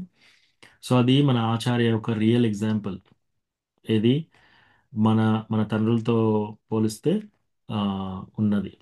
ఆ తర్వాత మీరు మాయాపూర్ టెంపుల్కి వెళ్తే అక్కడ మాయాపూర్ టెంపుల్లో ఉమ్, నరసింహస్వామి ఆరతి చేస్తూ పూజ చేస్తూ ఉంటారు. ఆ, పంకజాంగ్రి ప్రభు అని. పంకజాంగ్రి ప్రభు శ్రీల ప్రభుపాద ఆయనకి ఇనిషియేషన్ ఇచ్చినప్పుడు నువ్వు మాయాపూర్కి వెళ్ళు, అక్కడ డీటీ వర్షిప్ చేయి, ఇదొక్కటే ఇన్స్ట్రక్షన్ ఇచ్చాడు. ఇమీడియట్గా ఆయన ఏం చేశాడు, ఆయన లైఫ్లో అన్నీ వదిలేసి ఎక్కడో లండన్లో పుట్టిన ఆయనే ప్రభుపాద గురువు దగ్గర నాకు ఈ వాక్యం దొరికింది అని ఇమ్మీడియట్గా అక్కడికి వెళ్ళాడు. ఇప్పుడు మీరు మాయాపూర్కి వెళ్తే పెద్ద టెంపుల్ ఉంది, అన్ని ఫెసిలిటీస్ ఉన్నాయి, మీకు ప్రసాదం కానీ అన్ని. అప్పుడు ఒక పల్లెటూరు, అప్పుడు ఏమీ లేదు, మొత్తం దట్టమైన పల్లెటూరు. ఆ ఆ పల్లెటూరులో ఆయన అక్కడికి వెళ్ళేసి అప్పటి నుంచి మళ్ళీ తిరిగి వెళ్ళలేదు. మాయాపూర్లో అడుగుపెట్టిన కాడి నుంచి మళ్ళీ ఇప్పటి వరకు ఆయన తిరిగి వెళ్ళలేదు ఎక్కడికి. అంటే ఈ మధ్యలో ట్రావెల్ చేస్తూ ఫండ్ రైజింగ్ కోసం వెళ్తున్నాడు, బట్ ఆయన మెయిన్ పూజారి అక్కడ. శ్రీల ప్రభుపాద ఒక్క ఇన్స్ట్రక్షన్ ఇచ్చాడు, నువ్వు మాయాపూర్కి వెళ్ళు, అక్కడ డీటీ వర్షిప్ చేయి, విగ్రహారాధన చేయి. అదొక్కటే స్టేట్మెంట్ తీసుకున్నాడు, వెళ్ళిపోయాడు. ఇంకొక మాతాజీ, మాలతి మాతాజీ, ఆమె చాలా చాలా తక్కువ ఏజ్లో జాయిన్ అయిపోయింది. ఆమెకు బహుశా 12 నుంచి 16 సంవత్సరాల మధ్యలో ఆమె ప్రభుపాద్ని కలిసినప్పుడు ప్రభుపాద్కి రోజు వంట చేసేదన్నమాట. వంట చేస్తే ఎప్పుడు చూసినా కూడా ఆమె వంటను ప్రభుపాద్ నచ్చేవాడు కాదు. ఆమె అనుకునేది నా లైఫ్ ఏంటి ఇట్లా ఉంది అని. ఒకరోజు ఆమె ఆమె ఒకటి చెప్పిన తర్వాత ఏదో ఒకటి చెప్పేవాడు, దీన్ని ఇంప్రూవ్మెంట్, నువ్వు ఇలా చేయాలి, ఈ విధంగా చేయాలి, ఆ విధంగా చేయాలి అని చెప్పేసి నేర్పేవాడు. సో ఒకరోజు ఎవరో వేరే అందరూ సన్యాసిస్ ప్రభుపాద్ వాళ్ళ గాడ్ బ్రదర్స్ వాళ్ళందరూ వచ్చినప్పుడు ఆ, వంట చేయమని చెప్పేస్తే ఈమెకు చాలా టెన్షన్ అయిపోయి అక్కడికి వెళ్ళి చూస్తుందన్నమాట. వంట అంతా చేసి అక్కడికి వెళ్ళినప్పుడు ఎవరో అంటున్నారు ఈ మాతాజీ గురించి. ఈ మాత గురించి టాప్ ఇచ్చినప్పుడు ఇక నా గురించి చెప్తాడేమో వంట సరిగా లేదు అని చెప్పేసి శిలా ప్రభుపాద ఏమన్నాడంటే, ఆమె పేరు మాలతి మాతాజీ, ఇంకా బతికే ఉన్నారు ఆమె. సో ప్రభుపాద ఏమన్నాడంటే, ఈ డివోటీ ఎంత సిన్సియర్ సీరియస్ డివోటీ అంటే నేను గొంతు కోసుకోమంటే ఇమీడియట్గా కోసేసుకుంటుంది అని చెప్పాడు అనమాట. సో ఆ మాలతి మాతాజీ ఇంకా మన ఇస్కాన్లో ఉన్నారు. ఇప్పటికి కూడా ఇంకా ప్రీచింగ్ అలా అలా చేస్తున్నారు. ఇప్పుడు చాలా 80 ఇయర్స్ అలా అయిపోయింది. 70-80 ఇయర్స్లో ఉంటుంది. సో అట్లా ఇట్లా చాలా ఎగ్జాంపుల్స్ ఉన్నాయి. కొందరు డివోటీస్, ఆ డివోటీ పేరు నాకు సరిగా గుర్తులేదు, కానీ వాళ్ళు రష్యాలో భక్తులు అయిపోయి రష్యాలో ప్రీచింగ్ చేస్తున్నారు. రష్యాలో ప్రీచింగ్ చేయడం అంటే మనం ఇట్లా భగవద్గీత ఇచ్చినట్టు వరంగల్లో ఇక్కడ అమెరికాలో ఇచ్చినంత ఫ్రీగా ఉండదు. అక్కడ ఏం చేయాలంటే వాళ్ళు చాలా సీక్రెట్గా ప్రింట్ చేయాలి. ఫస్ట్ ఆఫ్ ఆల్ ప్రింటింగ్ కూడా ఓపెన్ పర్మిషన్ లేదు. ఒకవేళ పట్టుబడ్డారంటే జైల్లో ఇస్తారు. అట్లా 2-3 సార్లు జైలుకు వెళ్ళి వచ్చాడు. ఆ, ఒక ఒక్కొక్క పేజ్ భగవద్గీత ఒక్కొక్క పేజ్ ప్రింట్ చేసి దాన్ని 100 కాపీలు చేసి అట్లా అవి పంచుతూ పంచుతూ అలా కూడా దొరికిపోయాడు డివోటీ. ఉమ్, ఆ డివోటీ ఆయన జైల్లో వేసినప్పుడు ఆయనకు బ్రెడ్ ఇచ్చేవారు. ఎందుకంటే అక్కడ నాన్ వెజ్ తినడు కదా, అక్కడంతా నాన్ వెజే. సో బ్రెడ్ ఇచ్చినప్పుడు ఏం చేస్తాడంటే ఆ మాల అవన్నీ ఏమి, తులసి మాల ఇవన్నీ ఏమి చాంటింగ్ చేయడానికి ఏమీ అప్రూవల్ ఇవ్వలేదు వాళ్ళు. ఆ బ్రెడ్ తీసుకొని గుండ్రగా ఒక ఒక చిన్న చిప్పలో 108 బాల్స్ తయారు చేసి పెట్టాడు. సో ఈ ఒక గిన్నె, ఈ ఒక గిన్నె 108 బాల్స్, బ్రెడ్తో ఉన్న 2 బాల్స్ అన్నమాట. ఒక్కొక్క బాల్ తీసి హరే కృష్ణ హరే కృష్ణ కృష్ణ కృష్ణ హరే హరే హరే రామ రామ రామ హరే హరే ఇందులో వేయడం. అట్లా ఈ 108 అయితే ఒక రౌండ్. ఉమ్, సో అలా వాళ్ళ చాంటింగ్ చేయడము, ప్లస్ ఇంకా వాళ్ళ నిష్టగా వాళ్ళ ఓన్లీ జైల్లోనే ప్రతిరోజు బ్రెడ్, బ్రెడ్ సాల్ట్, ఉప్పు బ్రెడ్. వాళ్ళ చాంటింగ్ మళ్ళా బ్రెడ్తోనే వాళ్ళు తినేది బ్రెడ్. సో అట్లా ఆమ్, అలాంటి డివోటీస్ ఉన్నారు. ఉమ్, ఇంకొక డివోటీ ఆయనను చైనాలో ప్రీచింగ్ చేయమని వెళ్తే ఆయన చైనాకు వెళ్ళి అక్కడ ప్రీచింగ్ చేశాడు. ప్రీచింగ్ చేసిన తర్వాత మళ్ళీ బ్యాక్ వచ్చాడు. ఆ తర్వాత క్యాన్సర్ వచ్చింది. క్యాన్సర్ వచ్చినప్పుడు ఆయన కేరళకు వెళ్ళాడు. ఇవన్నీ చూసి అక్కడ ట్రీట్మెంట్ కొన్ని రోజులు తీసుకున్నాడు. తర్వాత బాంబేలో కొన్ని రోజులు ట్రీట్మెంట్ తీసుకున్నాడు. ట్రీట్మెంట్ కోసం వచ్చాడు. వచ్చి కొంచెం మంచిగా కావడగానే మళ్ళీ అక్కడికి వెళ్ళేసి నేను ప్రచారం చేస్తూ చేస్తూ చనిపోవాలి అంటే ఆయనకు ఛాన్స్ ఉంది. ఆయన ఇక్కడ నుంచి కేరళ నుంచి ముంబై నుంచి మన బృందావన్ ధామ్లో నీకు ట్రీట్మెంట్ ఉంటుంది. అక్కడ ట్రీట్మెంట్ చేసుకో. ఒకవేళ నీకు ఏమైనా అయినా కూడా నువ్వు బృందావన్ ధామ్లో మరణిస్తే నువ్వు గోలోక బృందావన్కి వెళ్తాం కదా. సో అట్లా చెప్తే ఆయన కూడా అక్కడికి వెళ్ళి ట్రీట్మెంట్ అయిపోగానే ఇమ్మీడియట్గా క్యాన్సర్ ఉన్నా సరే మళ్ళీ చైనాలో ప్రీచింగ్ చేస్తూ చేస్తూ ఆ, అలాగే ఉండిపోయారనమాట. సో అట్లాంటి డివోటీస్ ఈవెన్ మనం చూసినప్పుడు కూడా హిజ్ హిజ్ హోలీనెస్ జయపాత్ర స్వామి మహారాజ్. సో సాధు సంఘాలో ఒక క్లాస్లో చెప్తున్నారు మహారాజ్, అతనికి కిడ్నీ ట్రాన్స్ప్లాంట్ అయింది, లివర్ ట్రాన్స్ప్లాంట్ అయింది, ఆ తర్వాత పెరాలిసిస్ వచ్చింది, ఆ ఆ, ఆ తర్వాత ఆయనకు స్కిన్ క్యాన్సర్ వచ్చింది. ఇవన్నీ ఉండి మహారాజ్ ఏమన్నారంటే, నా యొక్క బాడీ ఎలా అయిపోయిందంటే ఒక 2 ట్రైన్స్ ఇలా గుద్దుకుంటే ఎట్లా ముద్ద ముద్ద అయిపోతాయి కదా, అలా అయిపోయిన శిథిలావస్థలో ఉంది నా శరీరం. కానీ నేను చాలా హ్యాపీగా ఉన్నాను కృష్ణ కాన్షియస్లో అని చెప్తున్నాను అనమాట. మీరు ఎప్పుడైనా చూసారా మహారాజ్ ట్రావెల్ చేస్తూనే ఉన్నారు. ఇంకా తిరుపతికి వెళ్ళి ఇనిషియేషన్స్ ఇస్తారు, హైదరాబాద్కి వచ్చి ఇనిషియేషన్ ఇస్తారు, యూఎస్కి వస్తారు, ఇక్కడికి అన్ని తిరుగుతూనే ఉంటారు. ఇన్ స్పైట్ ఆఫ్ ఇటువంటి హెల్త్ కండిషన్లో కూడా ఆ, ఒక దగ్గర ఉండి నేను రిటైర్ అయిపోతాను, ఇప్పుడు రెస్ట్ తీసుకుంటాను అట్లా ఏమీ లేదు. మహారాజ్ ఐసీయూలో ఉన్నా కూడా ఐసీయూలో అందరికీ డాక్టర్స్కి నర్సెస్కి వాళ్ళకి కూడా హరే కృష్ణ మహామంత్రం వాళ్ళతో చెప్పిస్తున్నాడు అనమాట. హిజ్ హోలీనెస్ రాధనాథ్ స్వామి మహారాజ్. సో రాధనాథ్ స్వామి మహారాజ్ ఎంత సేవ చేశాడంటే ఇక్కడ న్యూ బృందావన్ టెంపుల్ అని ప్రభుపాదకు ఒక డ్రీమ్ ఉండేదన్నమాట. సో ప్రభుపాద డ్రీమ్ ఏంటంటే ఒక బృందావన్ లాంటి అట్మాస్ఫియర్ ఇక్కడ అమెరికాలో తయారు చేయాలని చెప్పేసి ఒక 100 ఎకరాలలో అవన్నీ తీసుకొని ఆ టెంపుల్ స్థాపించి చేసినప్పుడు మహారాజు రోజు అక్కడ సేవ చేసేవారు. సో ప్రతిరోజు అక్కడ అతను చాంటింగ్ చేయడం, డీటీ వర్షిప్ డీటీ వర్షిప్ చేయమని చెప్పి సీనియర్ అథారిటీస్ చెప్పారు మహారాజ్కి. సో అప్పుడు ప్ర భగవంతుని లేపడం నుంచి మొదలు పెడితే ఎన్నిసార్లు భగవంతునికి భోగా పెట్టారో అన్నిసార్లు వండాలి, అన్నిసార్లు క్లీన్ చేయాలి, భగవంతునికి భోగా పెట్టాలి, ఆ, 64 రౌండ్లు చాంటింగ్ చేయాలి. ఆ ఆ తర్వాత కొండ పెద్ద గుట్ట ఉంటుందన్నమాట. అప్పుడు ఇంకా వెహికల్స్ అవన్నీ ఏం లేవు. మహారాజు నడిచి వచ్చి కింద స్నానం చేసి మళ్ళీ చలిలో స్నోలో మళ్ళీ పైకి వెళ్ళేవాడు. అలా పైకి వెళ్ళి అట్లా మొత్తం అక్కడ డెవలప్ చేశాడు. అప్పుడు ప్రభుపాద పర్పోర్ట్స్ రాస్తున్నాడు అనమాట. ఇవన్నీ బుక్స్ రాసి శ్రీమద్ భాగవతం 2వ స్కందం పూర్తి కాగానే ఆ కాపీ, రాసిన కాపీ యాజ్ ఇట్ ఈజ్ అక్కడికి వచ్చేది. మహారాజు ఆ పేజెస్ నుంచి నిలబడి చదువుకునేవాడు. ఎందుకు? ఎంత సేవ చేసేవాడంటే ఇట్లా కూర్చుంటే ఇంకా పడుకోవడమే. రా- రా- రాత్రి పగలు రాత్రి పగలు సేవనే, కంటిన్యూస్గా సేవ. సో ఇట్లా చేస్తూ చేస్తూ కూర్చుంటే నిద్రపోతానేమో అని చెప్పేసి నిలబడి ఆ భాగవతం చదివేవాడు అనమాట. సో అట్లా భాగవతం చదివి నోట్స్ చేసుకొని ఆ టెంపుల్ చాలా పాపులర్ అయింది. అప్పుడు సీనియర్ వచ్చేసి, అధికారి వచ్చేసి అందులో, నువ్వు ఇక్కడ నుంచి నువ్వు ఇండియాకి వెళ్ళాలి. ఇమ్మీడియట్గా అన్నీ వదిలేశాడు. వదిలేసి ఇండియాకి వెళ్ళాడు. అంటే ఇప్పుడు ఒక టెంపుల్ ప్రెసిడెంట్ లాగా ఉండి అందరినీ ఆకర్షించి అందరికీ ప్రీచ్ చేసే టైంలో ఒక సీనియర్ డివోటీ వచ్చేసి, నువ్వు ఇక్కడ ఇప్పుడు నీకు ఈ సేవ అయిపోయింది, నువ్వు ఇంకో సెంటర్కి వెళ్ళిపో. మళ్ళీ అక్కడ మొదటి నుంచి చేయాలి. మళ్ళీ కొత్త పరిచయము, ఎవరికి ఎవరు తెలియదు. ఆ, సో మహారాజు, అమెరికాలో పుట్టిన మహారాజు ఆ సేవాన్ని చేసి పాపులారిటీ వచ్చిన తర్వాత ఇండియాకి పొమ్మన్నారు.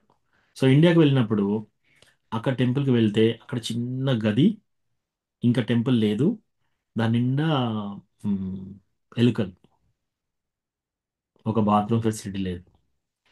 సో అట్లాంటి వాతావరణంలో మహారాజ్ పడుకొని మళ్ళీ అక్కడ సెంటర్ డెవలప్ చేయడం, ఇలాంటి సేవలు వాళ్ళు చేశారు.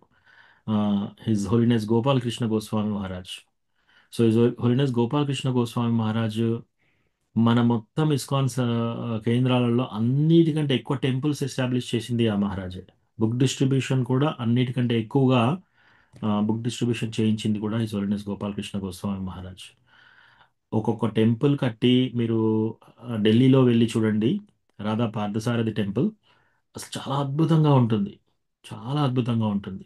అంత పెద్ద టెంపుల్, ఒక టెంపుల్ మన జీవితంలో ఒక్కటి కట్టామంటే అది చాలా. మహారాజ్ అలాంటివి ఆ, మ్, 10-15 టెంపుల్స్ కట్టారు అక్కడ. సో అట్లా వరల్డ్ వైడ్ బుక్ డిస్ట్రిబ్యూషన్ చేయడము, ట్రావెల్ చేయడము, ప్రీచింగ్ చేయడము హిజ్ హోలీనెస్ ఇంద్రదుమ్న స్వామి మహారాజ్.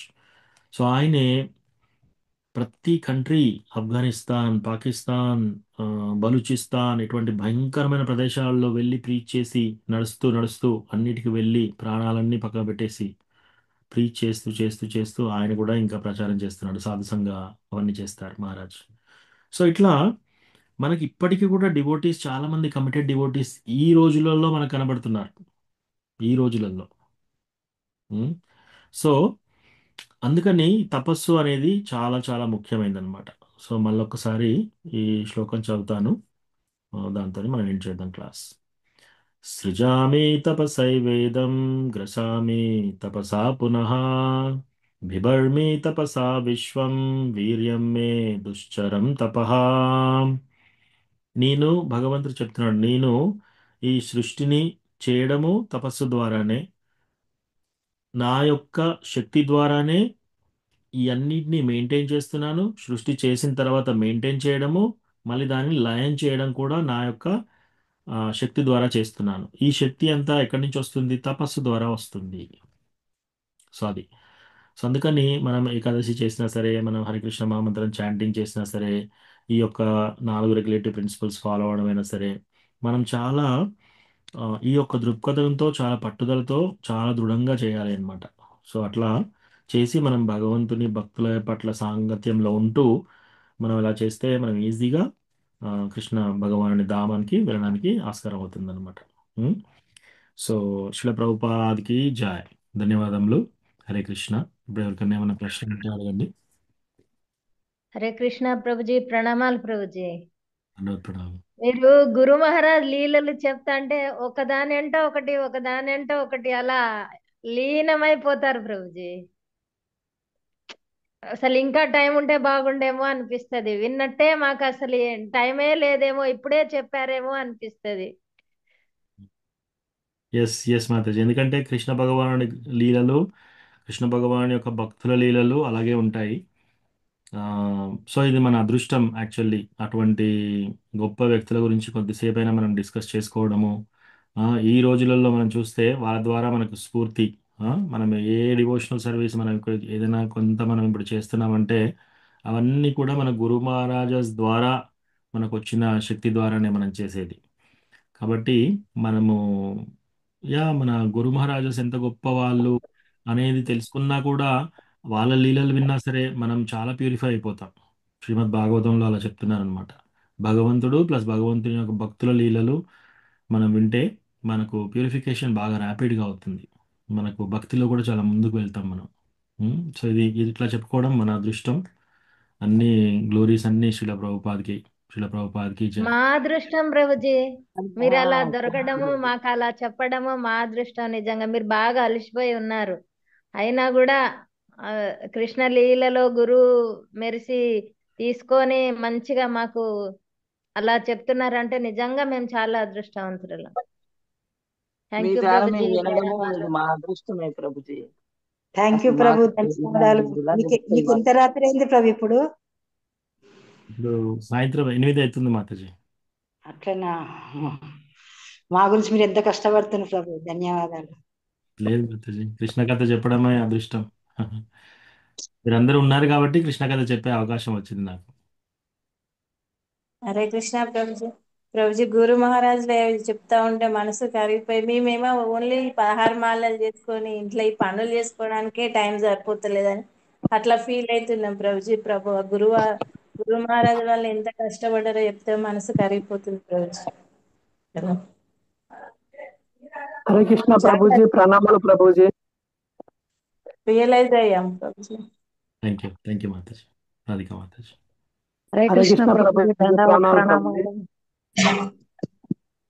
ప్రభుజీ నన్ను క్షమించండి ప్రభు. మీరు ఒక రోజు మీరు చదువుతారా మాతాజీ అంటే నేను చదవలేను ప్రభుజీ అన్నాను. క్షమించమని కూడా అడగలేదు. క్షమించండి ప్రభుజీ. ప్రతిసారి లేదు మాతాజీ, మీరు చాలా సీనియర్ డివోటీ, మీరు అట్లా చెప్పవలసిన అవసరం లేదు. మీరు ఏ పనిలో ఉన్నారో పనిలో లేను కానీ ప్రభుజీ ఏడుపులో నాకు భగవంతుడు చదవాలంటే కూడా అసలు ఆ ఏడుస్తూ కూడా భగవంతుని చదువుతానేమో అన్న భయానికి చదవలేకపోయాను ప్రభుజీ. నేను మా మధ్యలో అసలు భగవన్ నామ స్మరణి మర్చిపోయాను. ఏదో చెయ్యాలి కదా, నేను నా గురువుకి ఇచ్చిన మాట కదా అని ఆ 16 మాలలే అలా అలా చేస్తున్నా కానీ బుక్స్ కూడా చదవలేకపోయాను. ఈ మధ్యలో శుక్రవారం రోజు మాతాజీ శ్రీలత మాతాజీ క్లాస్లో విన్న తర్వాత అప్పటి నుండి నేను లేదు ఇంకా అది పక్కకు పెట్టైనా నేను భగవంతుని పోతేనే నేను ఇది మర్చిపోగలుగుతా అని ధైర్యం వచ్చి ఆ రోజు నుంచి కొంచెం వింటున్నా కానీ అసలు మైండ్కి ఎక్కలేదు ప్రభు. ఆ రోజు నుంచి కొంచెం ఇంకా నేను ఇలా వచ్చాను. ఆ రోజు నుంచి గుర్తొస్తుంది ప్రభుజీ ఆ రోజు చదవమన్నారు, నేను చదవలేకపోయాను, ఎంత తప్పు చేశాను అని బాధ వేసింది ప్రభుజీ. మిమ్మల్ని క్షమాపణ అడిగేంత వరకు దాంట్లో మనస్తాపం లేదు మాతాజీ. మీరు అడగవలసిన అవసరం లేదు. మీరు చాలా కష్టంలో ఉన్నారు. ఇంకోటి మనకు శ్రీమద్ భాగవతంలో శ్లోకాలు చెప్తున్నారు అనమాట. తదేవ రమ్యం రుచిరం నవం నవం, తదేవ శోకార్ నవశోషణం నృణాం, తదేవ శశ్వన్ మనసో మహోత్సవం, యదుత్తమ శ్లోక యశోను గీయతే. తదేవ రమ్యం రుచిరం నవం నవం. ఈ యొక్క శ్రీమద్ భాగవతం ఎంత రమ్యంగా ఉంటుంది, ఎంత రుచిరంగా ఉంటుంది అంటే ఎప్పుడు విన్నా సరే మనకు కొత్తగా అనుభూతి వస్తుంది. తదేవ శోకా నవశోషణం రుణం. మనకి ఎన్ని శోకాలున్నా సరే, ఎన్ని దుఃఖాలున్నా సరే, ఎంత దుఃఖమైన సాగరంలో ఉన్నా సరే, చాలా మంది విస్మరించేది ఏంటంటే ఆ టైంలో నేను భాగవతం చదవను లేదా చాంటింగ్ చేసుకోను అని కూర్చొని ఏడవడం కంటే అప్పుడు యాక్చువల్లీ భాగవతుని కథ అప్పుడు మనకు ఎక్కువ అవసరం. ప్రభుజీ మాట ఎందుకంటే ఆగిపోయింది ప్రభుజీ. ఓకే హరే కృష్ణ, వినిపిస్తుందా? ఇప్పుడు వినిపిస్తుంది ప్రభు. వినిపిస్తుంది ప్రభు. ఎస్, మనకి ఎప్పుడైనా సరే మనస్సు దిగులుగా ఉన్నా సరే, మనము డౌన్ ఉన్నా సరే, ఫస్ట్ థింగ్ మనం చేయాల్సింది అప్పుడు ఏం చేయాలంటే ఈ మెడిసిన్ కృష్ణ భాగవతం వినడం ఇంక పెంచాలి మనం. ఎందుకంటే భాగవతం వినడం ద్వారా మనం హ్యాపీగా అవుతాం. భాగవతం వింటూనే మన మనస్సు ఒక మహోత్సవం సెలబ్రేట్ చేసుకుంటుంది. తదేవ శోకార్ణవశోషణం నృణాం. అర్ణవ అంటే సముద్రం, శోక సముద్రంలో ఉన్నా సరే భాగవతం వింటే మనకు తేలిగ్గా అవుతుంది. సో మనకి బెస్ట్ మెడిసిన్ ఏంటి? ఎప్పుడైనా ఎంత పెద్ద దుఃఖంలో ఉన్నా సరే మనం శ్రీమద్ భాగవతం చదవడం, కృష్ణ కథ వినడం. తద్వారా మనం ఎటువంటి దుఃఖ సముద్రంలో ఉన్నా సరే మనము దాని నుంచి దాటడం చాలా ఈజీ అవుతుంది. లేకపోతే చాలా కష్టం అవుతుంది మైండ్కి. అవును ప్రభుజీ.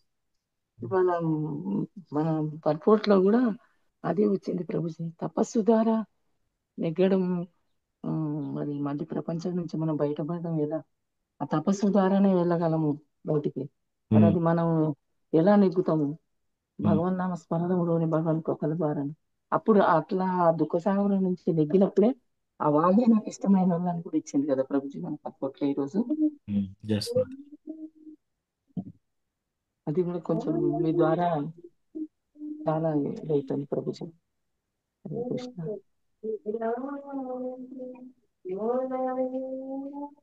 ఇంత గంట గంటలు తీసుకొని మా కొరకు భగవంతుడి గురించి, మహారాజుల గురించి వాడు పడ్డ శ్రమలు ఇవన్నీ గుర్తు చేయడం, వాళ్ళు పడ్డ శ్రమలో ఇది ఎంత అన్నట్టు అనిపిస్తుంది ప్రభుజీ. దీని ఎంత, ఇది ఎంత, వాళ్ళు మొత్తం ప్రపంచాన్నే జయించి మొత్తం వదులుకొని వాళ్ళు భగవత్ సేవలో బాడీ సహకరించకపోయినా. అవును ప్రభుజీ, గురు మహారాజు జపతాక మహారాజ్, గురు మహారాజ్ గురించి చూసినా దుఃఖం వస్తుంది ప్రభుజీ. ప్రభుజీ మాటలు విన్నా దుఃఖం వస్తుంటది.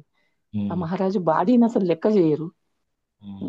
అట్లా అవస్థలు లెక్క చేయరు. అంత మహారాజుకు అన్ని కష్టాలు ఎట్లొచ్చినాయి? అంత బాడీ బాధ ఎందుకు కలుగుతుంది అంటే మా ద్వారా మా లాంటి వాళ్ళు చేసే అపరాధాల వల్లనే ఆ మహారాజుకు అంత కష్టం వస్తుంది. అంటే తనకు మనం ప్రమాణం చేసి వాటిని ఉల్లంఘిస్తున్నాం కాబట్టి అలా కూడా జరుగుతుంది. నాది కూడా ఇంత పాత్ర ఉందేమో అనిపించింది ప్రభుజీ ఈ రోజు మీరు మహారాజు గురించి చెప్పినారు. నాది కూడా ఒక నువ్వు గింజ అంతా ఉంది. నేను కూడా కొన్ని అపరాధాలు చేశాను ఇప్పుడు బాబు వల్ల. అది కూడా కరెక్టే అనిపించింది ప్రభుజీ.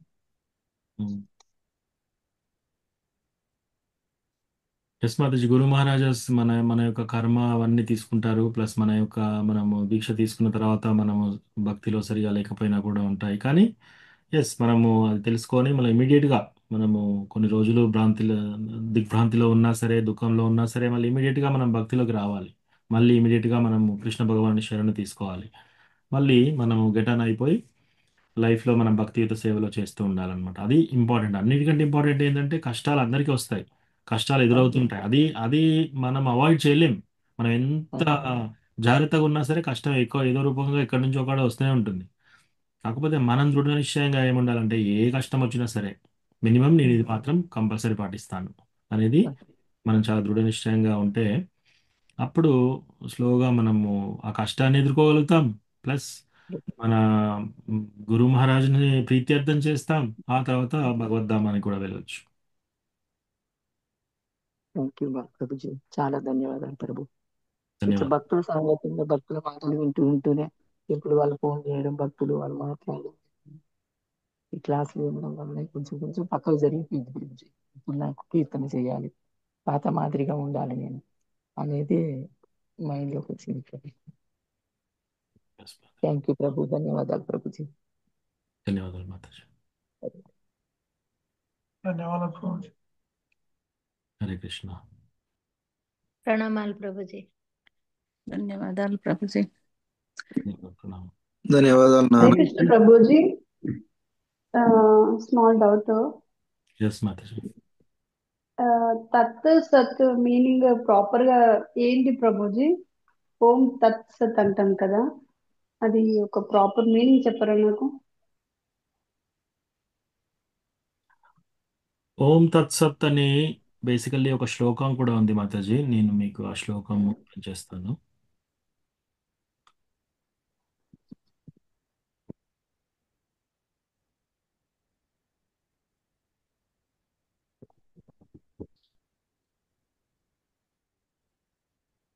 హరే కృష్ణ ప్రభుజీ ప్రణామం.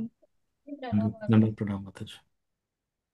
ఓం తత్సత్ అంటే సర్వం శ్రీ కృష్ణార్పణమస్తు అని కూడా వస్తుందని చెప్పారు ప్రభుజీ. Yes, మనకు ఒక శ్లోకం ఉంది, అది మీకు చూపిస్తాను. హరే కృష్ణ ప్రభు ప్రణామ. దండవత్ ప్రణామం మాతాజీ. హరే కృష్ణ హరే ప్రభు కృష్ణ రెండవ ప్రభుజీ దండవత్ ప్రణామాలు. ప్రణామాలు.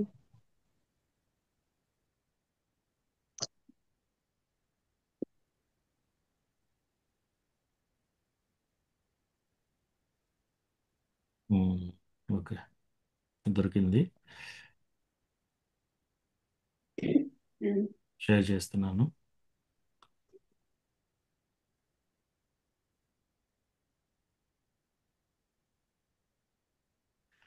So the three words Om Tat Sat particularly indicates the absolute truth, the supreme personality of Godhead. Bhagavad Gita as it is, మన భగవద్గీతలో 17-23 శ్లోకంలో ఉంది ఇది. దీని ఎక్స్ప్లెనేషన్ 17వ చాప్టర్ 23వ శ్లోకంలో మీరు తర్వాత కూడా చదువుకోవచ్చు. సో దీంట్లో ఏమంటున్నారంటే, Om Tat Sat particularly indicate the absolute truth, the supreme personality of Godhead. Om Tat Sat అంటే దేవాది దేవుడిని శ్రీకృష్ణ భగవాన్ని ఉద్దేశించి చెప్తారనమాట. In the Vedic hymns the word Om is always found. మన వేదాలలో ఓం అనేది ప్రతిసారి మనకు కనిపిస్తూనే ఉంటుంది. అయితే ఓం తత్సత్ అనేది ఆ, భగవంతుని యొక్క నామంతోని భగవంతుని ఉద్దేశించి చెప్తున్నాం. ఓం తద్ Vishnu, wherever Vedic hymn or holy name of the supreme lord is uttered, Om is added. ఎప్పుడైనా మనం భగవంతుని పేరు చెప్తున్నామో దాంట్లో ఓం యాడ్ చేస్తారు. ప్రణవ సర్వ వేదేషు, భగవద్గీత శ్లోకాలో ఓం అనే శబ్దం కూడా కృష్ణ భగవానుడే యాక్చువల్లీ. ఓం ఇత్యేతద్ బ్రహ్మణో నేదిష్టం నామ ఇండికేట్స్ ద ఫస్ట్ గోల్, మన యొక్క ముఖ్య ఉద్దేశము, మొదటి కర్తవ్యము. దెన్ తత్వమసి ఇండికేట్స్ ద సెకండ్ గోల్. తత్వమసి అనేది రెండో గోల్ అన్నమాట మనది. సదా ఏవ సౌమ్య, అది మన యొక్క ఉద్దేశం, మూడో గోల్. కంబైన్ దే బికమ్ ఓం తత్సత్. ఇవన్నీ కంబైన్ చేస్తే ఓం తత్సత్.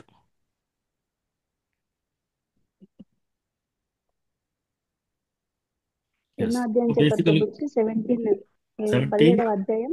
17:23. ఓకే 17:23. ప్రభుజీ. ఓం అంటే కృష్ణ, ఉమ్, తత్ ఉమ్. సత్ అంటే కృష్ణ భగవానుడు, దేవాది దేవుడు శ్రీకృష్ణ భగవానుడు అని తీసుకోవచ్చు. సో మనం ఎప్పుడైనా ప్రేయర్ చేసినా సరే, మనము ఎప్పుడైనా ఏదైనా ఒక స్టేట్మెంట్ చెప్పినా సరే, ఓం తత్ సత్ అంటే మనం కృష్ణాని ఉద్దేశించి మనం చెప్తున్నట్టు తీసుకోవాలి.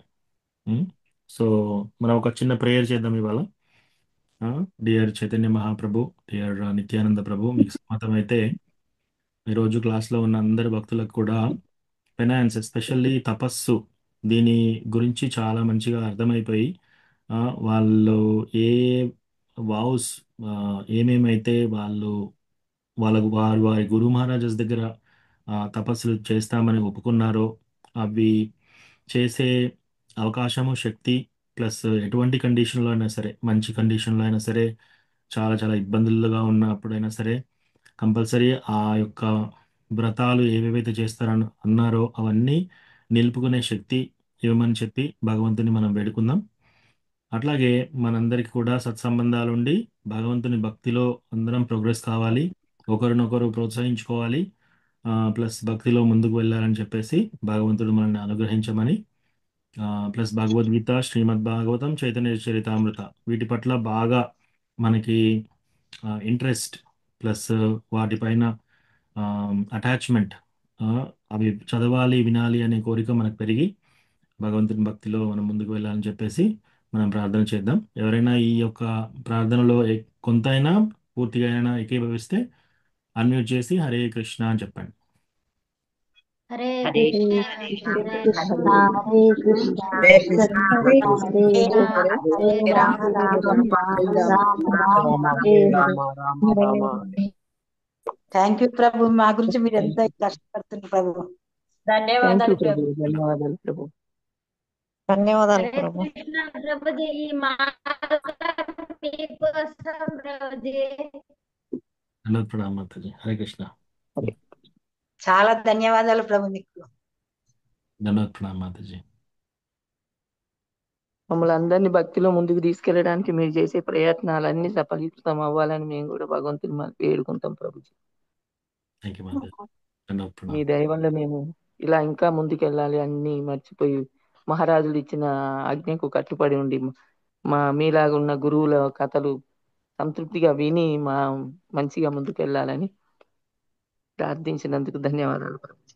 హరే కృష్ణ. మీరందరి భక్తుల్లో నాకు ఉత్సాహం ఉండి ప్లస్ మీ భక్తిలో నేను కూడా భక్తుని అయిపోయి నేను భక్తిలో ఉండాలని చెప్పి నేను కూడా కోరుకుంటున్నాను మాతాజీ. మీ అందరికి సేవ చేసే అవకాశం నాకు రావాలని చెప్పి. హరే కృష్ణ. హరే కృష్ణ. మేము హరే సేవకులం కృష్ణ కావాలి ప్రభుజీ, ప్రభుజీ, ప్రణామాలు ప్రభుజీ. మీకు సేవకులం కావాలి మేము. మాకంటే మీరు ఎక్కువ పెద్ద భక్తులు ప్రభు, మీలో మాదేం లేదు వయసులో ప్రభు. చిన్నవాళ్ళైనా భక్తిలో చాలా పెద్దవాళ్ళు కాబట్టి మమ్మల్ని సేవకులుగా స్వీకరించండి. పెద్ద భక్తులు ప్రభు. అదర్వే మాతాజీ, నన్నే మీరు సేవకుడిగా స్వీకరించాలి. హరే కృష్ణ. హరే కృష్ణ హరే కృష్ణ ధన్యవాదాలు ప్రభుజీ.